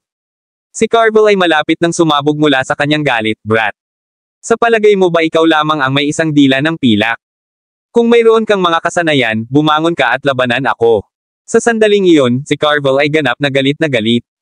Mukhang isang galit na ligaw na pusa. Nanginginig ang buong katawan niya. Hinamon din siya ni Anders, ngunit hindi niya ito nagagalit. Naramdaman ni Carvel na ang kanyang puso ay malapit nang sumabog sa anumang sandali. Nang makita ni Jack kung paano siya tumingin, lumalim ang ngiti niya. Iyon ay tiyak kung ano ang nais ni Jack. Kabanata 475. Mayroon bang mali sa iyong mga tainga, o sobrang bobo mo hindi mo matindaan kung ano ang sinasabi ng iba? Siyempre, lalaban kita. Huwag isipin na hahayaan ka lang ng lahat na maglakad sa kanila. Panipi. Pagkatapos ay dumating ka rito. Sigaw ni Carvel. Itinaas ni Jack ang isang kilay at sinabi sa isang kahit na tono, mukhang talagang bobo ka. Nakalimutan mo na ba ang mga patakaran ng lugar na ito? Matapos mong tanggapin ang isang hamon, makakakuha ka ng 2 oras na pahinga. Sinabi ko sa iyo na pahalagahan ang mga iyon 2 oras at mabawi ang iyong sarili. Tulad ng sinabi niya na, tumingin si Jack kay Carvel. Sumimangot si Carvel, at ang galit ay nasusunog sa kanyang puso. Gusto niya talagang sabihin na hindi niya gusto ang 2 oras na iyon, at nais niyang lumaban ng tama sa instant na iyon. Gayunpaman, bigla niyang pinigilan ang kanyang sarili bago iyon. Si Carvel ay tumingin mismo kay Jack at parang may mali. Pakiramdam niya ay siya ay strong kasama ng taong iyon sa buong oras. Ang taong iyon ay tila patuloy na nagsisikap na magalit sa kanya, at nagalit siya. Gayunpaman, ang ekspresyon ng lalaking iyon ay kalmado at cool. Ang mas maraming Carvel ay tumingin sa lalaki, mas naramdaman niyang may mali. Maaari bang magkaroon ng ilang mga kasanayan ang taong iyon? Maaari bang sapat na upang labanan siya? Nagagalit ba ang lalaki sa kanya upang ideklara niya agad ang laban? Si Carvel ay dumaan lamang sa isang hamon, at naubos na niya ang kanyang enerhiya. Ang taong iyon ay sinusubukan na labanan siya habang si Carvel ay wala sa kanyang pinakamahusay na estado. O maaari bang subukan ng lalaki na magalit sa kanya ng mga salita? Posible ba na hindi na siya papasok sa arena pagkatapos ng 2 oras? Ang iba't ibang mga saloobin ay sumabog sa isip ni Carvel, at ang mga salita ay biglang natigil sa kanyang lalamunan. Bigla itong naging mas tahimik habang tinitingnan ng lahat si Carvel na nakatingin kay Jack na may kakaibang ekspresyon. Ito ay parang sinusubukan niyang makita sa isip ni Jack, at sinusubukan na hulaan kung ano ang nais ni Jack. Sa kasamaang palad, kahit gaano kahirap ang sinubukan ni Carvel, nabigo siyang gawin ito. Mas nakaramdam siya ng mas magkasalungat doon na punto. Ang tao ba ay talagang bihasa, o may mali sa kanyang ulo? Dahan-dahan, napagtanto ng iba na may mali din. Kahit na ang mga salita ng tao ay nagpatunay sa kanila, parang siya ay mas matapang at mas matapang habang nagsalita siya. Parang hindi siya nagmamalasakit kay Carvel na parang si Carvel ay isang ant na maaaring patayin sa anumang sandali. Ang taong iyon ay sumang-ayon na hamanin si Carvel sa arena, ngunit hanggat hindi siya pumasok sa arena, ang hamon ay hindi magiging epektibo. Ang taong iyon ay maaaring ganap na maglakad palayo pagkatapos sabihin ang kanyang piraso. Gayunpaman, ang taong iyon ay maaaring maging sapat na bihasang upang manalo. Kahit na ipinakita ni Carvel ang kanyang mga kasanayan, nadama pa rin ng tao na may pagkakataon siyang manalo. Lahat ng mga kalahok ay nalilito rin. Hindi nila mahulaan kung ano ang eksaktong gusto ni Jack. Sa sandaling iyon, ang isang malamig na tinig ay biglang narinig mula sa isa pang arena, mayroong lahat ng mga uri ng mga tao sa mundo. Ito ang aking unang pagkakataon na nakakakita ng isang taong mabaliw sa iyo. Ang taong nagsalita ay tinawag na Silen. Nakatayo siya sa arena sa tabi ng Carvel. Bilang isang tatanggap, siya ay natural na napakalakas din. Siya ay dumaan sa isang hamon, at ang ibang tao ay walang tugma para kay Silen. Ang tao ay labis na nasugatan bago maalis ang arena tulad ng basurahan. Pinaikit ni Silen ang kanyang mga mata habang tinitingnan niya si Jack na may kahulugan. Ang kanyang tingin ay tulad ng isang lason na kawit. Malinaw na si Silen ay isang walang awa at malupit na tao. Kabanata 4996. Si Carvel ay nakapanting na mula sa kanyang galit kay Jack. Ang kanyang mga kamay ay nanginginig ng bahagya habang siya ay lumingon upang tumingin kay Silen. Silen, alalahanin mo ang brat na ito. Kung tumakbo siya mamaya, tandaan na huwag siyang pabayaan sa hinaharap. Hindi alam ni Carvel kung si Jack ay papasok sa arena o kung sinusubukan lamang ni Jack na patakbuhin ang kanyang bibig at tumakas pagkatapos. Hindi niya ito papayagan. Hindi niya hahayaan ang taong ito. Tiyak na sisirain niya ang taong iyon upang may bulalas ang kanyang galit. Tumanggo si Silen, huwag kang mag-alala, ang taong ito ay hindi magagawang tumakas. Itala natin ang kanyang hitsura at suriin ang kanyang background. Hindi niya kami maiiwasan magpakailanman. Kung gayon, kukunin natin siya at ikaw maaaring gawin ang nais mo sa kanya. Panipi. Ang sandaling sinabi, ilan sa mga kalahok ay nagsimulang makipag-usap sa isa't isa. Medyo ilan sa kanila ang tumingin kay Jack na may pakikiramay. Sa katotohanan, marami sa kanila ang nadama na si Jack ay marahil ay hindi papasok sa arena. Pagkatapos ng lahat, hindi tumingin si Jack na may kasanayan at paid kung ihahambing sa Carvel. Hindi ito naging posible. Siya ay nag-rebut lamang sa gayong sigasig dahil hinamon muna ni Carvel ang lahat. Sinasamantala ng taong iyon ang katotohanan na siya ay nasa isang pinigilan na lugar at ang katotohanan na walang paraan na tatakbo si Carvel sa arena kahit gaano pagalit ang Carvel na patakbuhin ang kanyang bibig ng walang takot.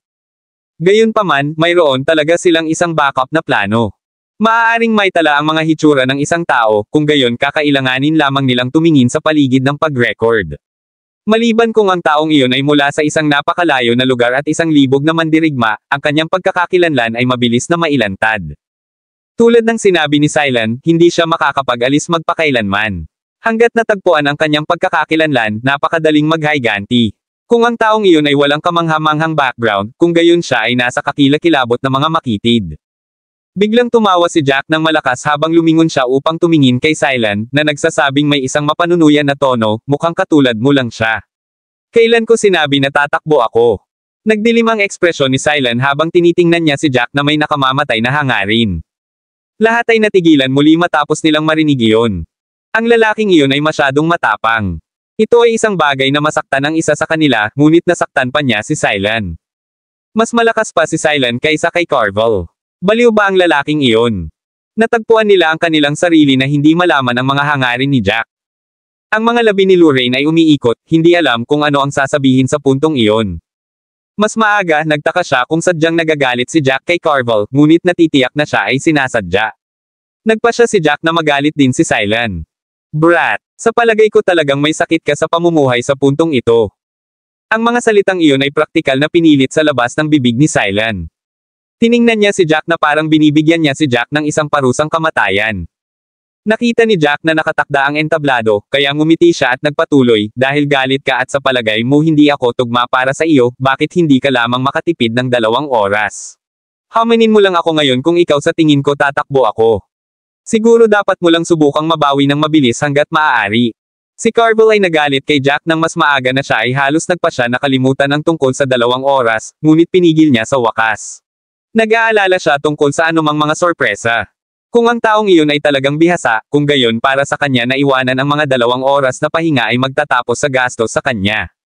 Gayunpaman, natagpuan ni Carvel ang kanyang sarili na hindi makatayo sa lalaki. Gusto talaga niyang i-rip ang Jack sa sandaling iyon.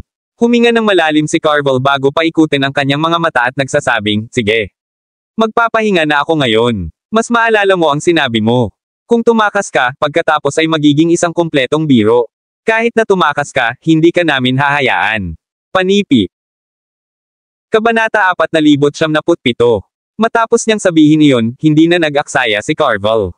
Agad siyang umupo sa sahig, kinuha ang kanyang mga table tas at kristal ng espiritu. Kung nais niyang umasa sa natural na enerhiya upang mapuno ang kanyang tunay na enerhiya, pagkatapos ay aabutin ng maraming oras. Gayunpaman, kung mayroon siyang tulong ng mga table tas at mga kristal ng espiritu, makatipid ito sa kanya ng maraming oras. Kurot ang labi ni Jack. Ay provoke na lang niya ang mga ito, at natapos ni Carvel na kumikilos ng eksaktong paraan na nais niya kay Carvel. Si Carvel ay nagsisave ng maraming oras sa pamamagitan ng pagpabilis ng kanyang paggaling. Bago siya nilibak ni Sylan, may plano si Jack. Gayunpaman, bahagyang nagbago ang mga plano ni Jack pagkatapos ng nangyari. Mag-iiwan siya ng isang malalim na impresyon sa mga taong iyon. Ang oras ay dahan-daang lumayo, at pagkatapos ng 15 minuto, binuksan ni Carvel ang kanyang mga mata, at ganap na nakuhang muli.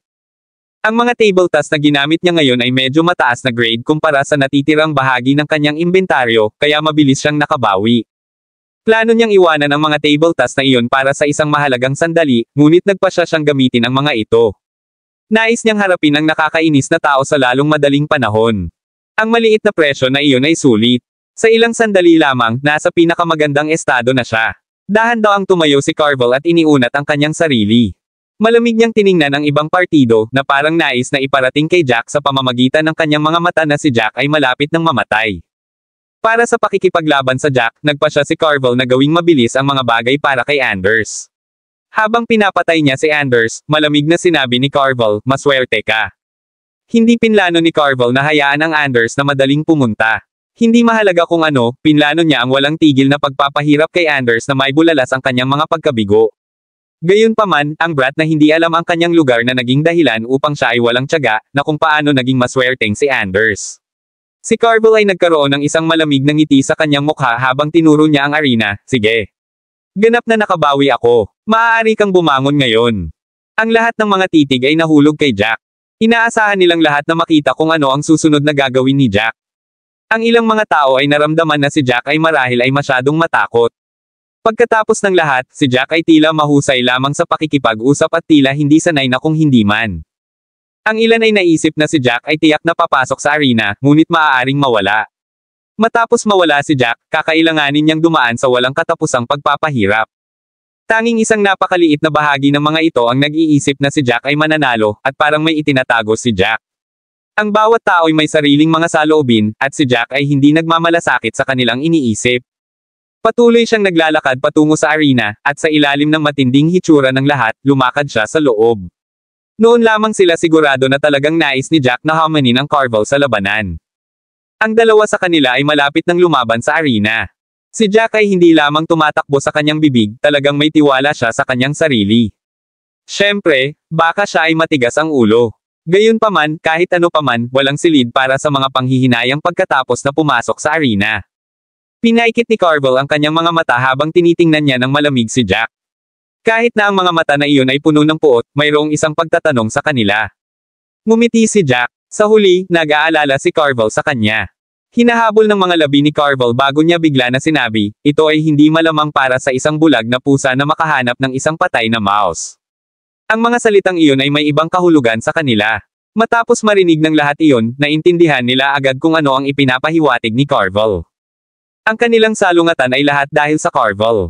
Sa oras na ito, nakita ito ng lahat. Ang kanilang salungatan ay ganap na sa pamamagitan ng random na pagkakataon. Kabanata 4098. Hindi alam ni Carvel si Jack. Siya ay naging labis na nasasabik at hindi gusto ang paraan ng pag-arte ng ibang partido. Iyon ay kung paano niya natapos ang pag-target kay Jack at kung paano nangyari ang hamon na ito. Sa ilalim ng mga sitwasyong iyon, ang mga pagkakataon na si Jack ay isang dalubhasa ay napakababa. Kung ang taong iyon ay talagang isang dalubhasa, kung gayon ito ay tulad ng isang bulag na pusa na nakakahanap ng isang patay na mouse. Gayunpaman, hindi inakala ni Carvel na siya ay hindi mapakali. Kahit na hindi niya malaman kung gaano kalakas ang kanyang kalaban, nadama niya na walang paraan na ang kanyang kalaban ay isang tugma para sa kanya. Sa lahat ng nasa lugar na, hindi maabala si Jack sa pag-aaksaya ng oras sa pakikipag-usap, magmadali at atake. Ano ang punto ng pag-aaksaya ng iyong oras ngayon? Ang ekspresyon ni Carvel ay nagdidilim kahit na sa sandaling iyon. Kahit na sa arena, ang lalaki ay pinukaw pa rin siya. Si Carvel ay pumalakpak sa kanyang mga ngipin, at ang galit sa kanyang puso ay nasunog kahit na mas maliwanag. Tahimik siyang nanumpa na magkaroon ng taong humihiling sa kanya para sa awa. Sa pag-iisip na iyon, agad siyang nagsimulang bumuo ng mga seal. Ang mga makukulay na seal ay nagsimulang sumayaw sa hangin at fuse. Maraming magagandang bulaklak ang lumitaw sa arena. Ang mga bulaklak na iyon ay namumulaklak, at ang lakas ng buhay ay maaaring madama mula sa malayo. Ang masaganang buhay ay hindi lamang isang pamamaraan ng katangian ng kahoy, naglalaman din ito ng kaunting mga batas ng buhay. Ang mga kamay ni Carvel ay nagsimulang gumalaw ng mabilis habang ang hindi mabilang na mga seal ay dumaloy sa pagitan ng kanyang mga kamay. Bigla, iniwan ng lahat ng mga petals ang mga bulaklak at sumayaw sa hangin. Ang mga makukulay na petals ay mukhang sayawan ng mga sprite. Huminga ng malalim si Jack at nagsimulang gumawa din ng kanyang paglipat. Siya ay mabilis, at ang mga seal ay nagsimulang mag-condense sa hangin bago sila mag-fuse, na nagiging isang itim na kadena na kasing kapal ng braso ng isang sanggol. Ito ay ang kadena ng kaluluwa. Bago ito, laging may reserbasyon si Jack. Pagkatapos ng lahat, medyo sikat na siya, at ang mga pamamaraan na ginamit niya bago ay agad na makilala. Ang mga bagay ay mas madali para sa kanya sa puntong ito. Nagawa niyang masira hanggang sa ikatlong yugto ng ilang araw na ang nakakaraan, na pinagkadalubhasaan ang kadena ng kaluluwa. Ang mga taong iyon ay hindi pa nakakita ng pamamaraan, kaya walang paraan na maiugnay nila ang kadena sa kanya. Sa pag-iisip nito, mas nakaka-relax si Jack. Inabot niya at hinawakan ang kadena sa kanyang kamay bago siya tumingin sa mga petals na singilin mismo sa kanya. Sa ibaba ng entablado, ang hadlang ay nasa pagitan nila, kaya't hindi niya pinamamahalaang makaramdam ng maraming buhay. Nakatayo sa arena, sa wakas ay nakakuha siya ng isang malinaw na pakiramdam kung gaano kahanga-hanga ang pamamaraan na iyon. Ang isang mas mababang panghuli na pamamaraan ng ranggo ng Diyos ay hindi masyadong para kay Jack. Pagkatapos ng lahat, kahit na ang mahina ng kanyang dalawang pamamaraan, na sinisira ang walang bisa, ay nasa itaas na ranggo ng Upper God. Ang mas mababang panghuli na mga pamamaraan ng Diyos na ranggo ay hindi makakakuha ng kanyang paunawa. Gayunpaman, naiiba ang buhay na buhay. Kapag ang mga petals ay sinisingil, hindi lamang naramdaman niya ang nakamamatay na hangarin sa pag-atake, kundi pati na rin isang sliver ng buhay. Ang pakiramdam na iyon ay hindi kapani-pani walang kakaiba. Ito ay tulad ng pagkakaroon ng isang baso ng tubig mismo sa gitna ng isang inferno. Bigla, ang mga petals ay nasa harap na ni Jack. Itinaas ni Jack ang kanyang kamay at itinaas ang chain bago ito masira. Sa pamamagitan ng isang bang, ang karamihan sa mga petals ay nagkalat. Gayunpaman, ang mga petals ay hindi umalis pagkatapos nito, ngunit umikot at muling sinisingil kay Jack. Kabanata 499. Hindi masama. Ang kasanayan ng taong ito ay medyo disente. Marahil siya ay nasa paligid ng antas ng Ander sa kasanayan. Hindi nakakagulat na nagsalita siya ng may kumpiyan iyon. Ang pangalan ng taong ito ay Northwoods. Ang pangalan ay pakiramdam ng medyo dayuhan. Ito ang unang pagkakataon na narinig ko ito. Mayroon bang narinig mo ito dati? Sinimulan ng lahat na subukan at malaman kung saan nagmula si Jack. Ang Northwoods ay isang random na pangalan lamang na naimbento ni Jack. Kahit na may nakarinig ng pangalan na dati, wala itong kinalaman kay Jack. Matapos magtanong sa lahat ng dako, walang nakilala ang isang tao na tinatawag na Northwoods. Para bang wala na siyang lumitaw. Sino sa palagay mo ang mananalo? Ang isang matangkad at muscular na nagtanong gamit ang kanyang mga braso ay tumawid. Ang taong katabi niya ay nagsabi, kung ang North ay hindi na pinigilan, kung gayon ang pangwakas na nagwagi ay ang Carvel. Kinamumuhian ko siya, ngunit kailangan kong aminin na siya ay medyo malakas. Hindi lamang kahit sino ay maaaring maging isang tugma para sa kanya. Panipi. Matapos sabihin ng taong iyon, medyo ilang tao ang tumanggaw sa paligid niya, sumasang-ayon sa kanyang damdamin. Habang pinag-uusapan ito ng lahat, nagpatuloy ang labanan. Si Jack ay nasa kamay ng kadena, at patuloy na nag-flick ito sa bagyo. Sinusubukan niya ang kanyang makakaya upang makontrol ang kanyang lakas, nag-aalala na agad niyang sisubog ang bagyo ng mga petals. Kung nangyari iyon, magiging isang pag-aaksaya ng kanyang mga pagsisikap para sa hinaharap. Tumayo si Lorraine sa ilalim ng arena at tahimik na tiningnan habang patuloy na ginagamit ni Jack ang mga kadena. Ang kanyang mga labi ay twitching habang tinitingnan niya ang seryosong ekspresyon ni Jack. Ang mga hindi nakakakilala kay Jack ay iisipin na si Jack ay ganap na nakatuon sa labanan at manatili sa buong alerto. Iniisip nila na nag-aalala siya na ang kanyang kalaban ay makakakuha ng isang pagkakataon upang mahuli siya sa bantay. Gayunpaman, alam ni Lorraine na si Jack ay talagang nasa buong alerto, ngunit hindi dahil nag-aalala siya na mahuli. Sa halip, sinusubukan ni Jack na kontrolin ang kanyang lakas, ginagawa ang kanyang makakaya upang mapahina ang kanyang mga pag-atake. Bago dumating sa 7 arena ng kamatayan, tinanong ni Lorraine si Jack kung ano ang nakuha niya. Si Jack ay hindi nagtago ng anuman mula sa Lorraine, at ang pamamaraan na ginagamit ni Jack ay tinawag na kadena ng kaluluwa. Ito ang pinakadakilang bagay na nakuha ni Jack sa unang lugar ng pagsasanay at ang pinakamalakas na pamamaraan na mayroon si Jack. Ang kadena ng kaluluwa ay masyadong malakas, kaya kailangan ni Jack na maging buong alerto upang sugpuin ang kapangyarihan nito at gawin itong mukhang pantay na naitugma. Bulong ni Lorraine sa kanyang sarili na mausisa, ano ang ginagawa ni Jack? Walang paraan na ginagawa lamang ito ni Jack nang walang dahilan. Bago pumasok si Jack sa arena, hindi niya tinanong si Jack tungkol sa mga plano ni Jack. Patuloy ang labanan, at maaaring sabihin ng lahat na ang dalawa sa kanila ay pantay na naitugma. Walang sino man ang maaaring gumawa ng anumang bagay sa iba pa sa sandaling iyon, gayunpaman, mas mahaba ang estado na nanatili, nakuha ng Angrier na si Carvel. Nais niyang ganap na yapakan ang taong iyon. Ang taong iyon ay napahiya sa kanya ngayon lamang. Kailangan niyang personal na talunin ang taong iyon at pahirapan ang tao upang mapawi ang kanyang galit. Brat, huwag kang malugod sa iyong sarili. Mamamatay ka na.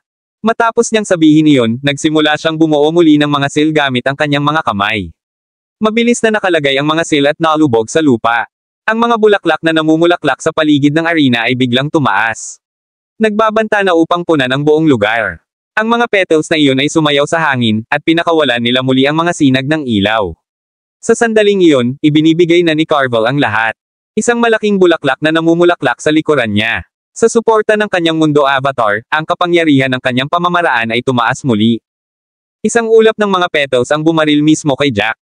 Maraming mga petals na ang mga kalahok sa ilalim ng arena ay hindi malinaw na makita kung ano ang nangyayari sa loob, at maaari lamang makita ang hindi mabilang na mga petals na nakapalibot sa Jack. Kabanata 4100. Mukhang hindi lumabas si Carvel sa labanan bago. Ginagamit lamang ni Carvel ang kanyang buong lakas. Maraming mga petals na ang view ng mga manunood ay naharang. Medyo ilang mga tao ang pawis para sa kapakanan ni Jack. Ang isang tao na may isang goatee ay nagsabi, ang mga bagay ay mukhang masungit para sa hilaga. Kung ang pag-atake ay nagmumula lamang sa isang direksyon, magkakaroon pa rin siya ng isang paraan. Bago ang pagsabog, kakailanganin lamang niyang makatakas. Gayunpaman, walang paraan na magagawa niya ito ngayon. Sa napakaraming mga petals na ganap na nakapaligid sa kanya, wala pa siyang paraan upang makatakas sa pagsabog. Mukhang siya tiyak na nasugatan. Panipi. Akala ko na ang North ay magkakaroon ng inisyatibo mula noong nakita niya ang naunang labanan. Maaari niyang subukan at maiwasan ang pagsabog sa sandaling nakaramdam siya ng mali. Matapos niyang sabihin iyon, may tumawa ng malamig at sinabing, sa palagay mo ba ay tulala ni Carvel? Sa palagay mo ba hindi niya alam ang kanyang pamamaraan na ipinahayag pagkatapos ng huling labanan na iyon? Ang mga mandirigma mula sa mga mundo ng ikatlong baitang ay sobrang bobo. Magiging ganito ka sa buong buhay mo. Panipi. Ang mandirigma na iyon mula sa isang third grade na mundo ay biglang naiinis nang marinig niya iyon. Nagbigay lang siya ng opinyon ngunit nainsulto na ganyan. Malapit na lang niyang sawayin ang lalaki nang bigla siyang nakarinig ng isang malakas na pagsabog mula sa arena. Boom! Hindi mabilang na mga petals ang sumabog sa hangin. Ang napakalaking shockwaves ay kumalat sa lahat ng dako. Maging ang sahig ng bato na espesyal na ginawa ay may mga kawa. Sa oras na ito, ang pagsabog ay mas matindi kaysa sa huli. Naturally, ang mga shockwaves mula sa pagsabog ay magiging mas malakas kaysa sa huli. Ang arena ay biglang mas tahimik. Lahat ay tumangala sa arena na may iba't ibang mga emosyon sa kanilang mga mata. Lahat sila ay tinanggap na ang mandirigma na tinawag na North ay tiyak na nasugatan. Marahil ay hindi na niya makikipag-away tulad ng naging katulad ni Anders. Sa sandaling iyon, bigla nilang narinig ang pag-aalsa ng mga kadena. Ito ay tunog tulad ng isang napakalaking kadena ay mabilis na gumagalaw. Lahat ay sumimangot habang pinalawak nila ang kanilang mga mata upang tumingin sa arena. Pagkatapos nito, nakakita sila ng isang kulay abo na kadena na tumataas sa hangin. May isang manipis na layer ng kulay abo na ambon sa paligid ng chain. Sa mas malapit na pag-iinspeksyon, sa wakas ay nakita nila ang hindi mabilang na mga pulang runes sa paligid ng mga kadena na mukhang hindi kapani-pani walang misteryoso. Ang pag-aalsa ng chain ay bumagsak sa buong arena. Nasaksihan ng lahat habang ang kadena ay nagsimulang tumaas sa hangin tulad ng isang dragon. Gayunpaman, ang direksyon na ito ay gumagalaw sa nalilito sa kanila. Ang kadena ay pamamaraan ng north, ngunit hindi ito lumilipat patungo sa Carvel. Sa halip, lumilipat ito sa dulo ng arena. Kung paanong nalilito ang lahat, ang kadena ay nagsimulang mabilis na lumipad sa paligid ng arena sa hindi kapani-paniwalang bilis. Napakabilis, ang kadena ng kaluluwa ay may buong lugar na nakapaloob. Ang paningin ng lahat ay naharang muli, at ang nakikita lamang nila ay ang kadena na ganap na sumasakop sa arena. Ano ang nangyayari? Nang makita iyon ng karamihan, hindi sila kapani-paniwalang nalilito. Ang kadena ba ay may kakayahang sumabog din? Mabilis na gumagalaw ang chain, at sa isang flash, ito ay ganap na nakakubli sa paningin ng lahat. Natagpuan ni Carvel ang kanyang sarili na ganap na nahuli.